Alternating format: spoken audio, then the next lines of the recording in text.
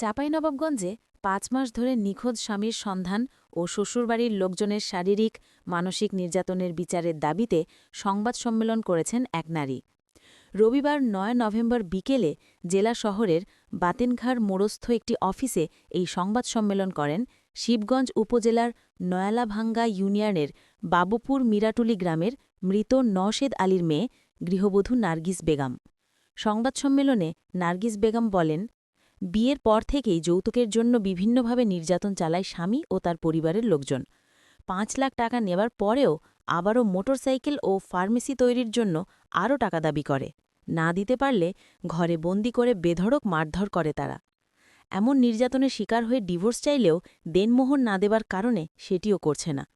বরং শ্বশুরবাড়ির লোকজন আমার স্বামীকে গত ৫ মাস ধরে ভারতে লুকিয়ে রেখেছে। তিনি আরও বলেন, আমার ৩ বছর বয়সী মেয়ের কোনো খরচ দিচ্ছে না কয়েক মাস ধরে। এই নিয়ে আদালতে মামলা করলেও কোনো সুরাহা পায়নি। পুরো অসহায় অবস্থায় দিন যাপন করছি। একটি ক্লিনিকে চাকরি করে কোনো ক্রমে মেয়ে নিয়ে জীবন ধারণ করছি।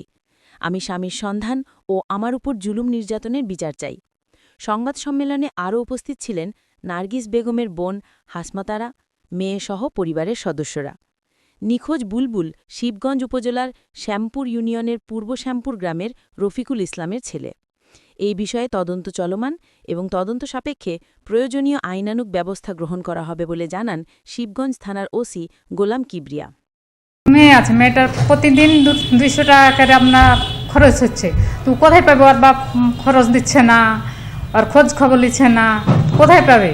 তো এটা ওখানে ও মিথ্যা মামলা দিয়ে দিচ্ছে, ও বাপ দিচ্ছে যে জেনে ও ওখানে ছেড়ে আমাকে আমাকে বলে কি যে তোমাকে চাকরি করতে দিবে না। তো আমি আমাকে তো বিয়ে করেছেন চাকরি করালে, তখন তো বলেছেন কি চাকরি করতে দিব, এখন কেন চাকরি করতে দিব? এখন ও আমাকে বলে কি যে আমাকে লাগবে দেলমোহর, মানে আমাকে যৌতুক লাগবে। তো আমি বলছি কি যে তখন তো যৌতুকের কথা কোনো কিছু বলা হয়নি, কি যৌতুক লাগবে। তারপরে আমাকে বলে না, তোকে 5 লাখ টাকা যৌতুক লাগবে, তোকে যৌতুকের লেগেই আমি বিয়ে করেছি।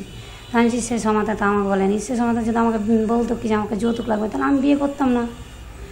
তারপরে চলতে থাকে এইভাবে। আমি ক্লিনিকে চাকরি করি, অনুমতিতে চাকরি করতে থাকি।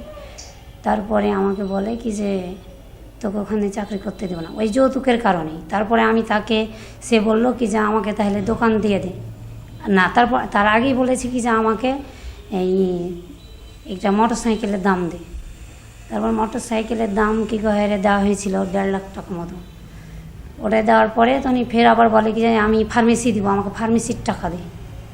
আমাকে কিন্তু নির্যাতন করে, মারে। আমি ওখানে গেলে আমাকে মারে, আমাকে বাইন্ধা রাখে। তারপর আমার কারোর সাথে কথা বলতে দেয় না, তারপরও কী কহে সে কী কহে। তারপর আমি তাকে 50,000 টাকা দিই তার ফার্মেসির জন্যে। সে ফার্মেসি করতে চাইলো।